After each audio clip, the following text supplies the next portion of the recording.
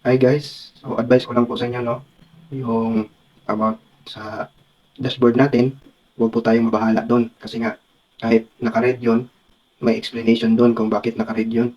Dahil nga doon sa minsan tumataas yung hindi kasi magkakapareho guys. So, yung performance natin tataas ngayon, pagdating bukas, pag wala medyong views, depende din kasi yan sa content natin. So, pag, pag humina yung views, siyempre naapektuhan yung dashboard natin. Pero huwag kayong mag-alala guys. Kasi nakadepende pa rin yan guys sa kung anong pinopost natin. Kaya mag-ingat pa rin tayo sa pag-post ng mga videos para iwas tayo restriction. Yung dashboard na yan, pinapakita lang yan ni Mamets para makita natin kung ano yung performance natin nung nakaraan. So hindi magkakapareha yan guys. Huwag kayong mag-aalala dyan. Mag-aalala dyan.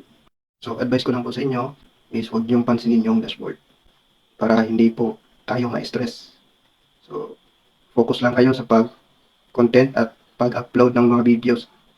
Okay guys, thank you and good luck.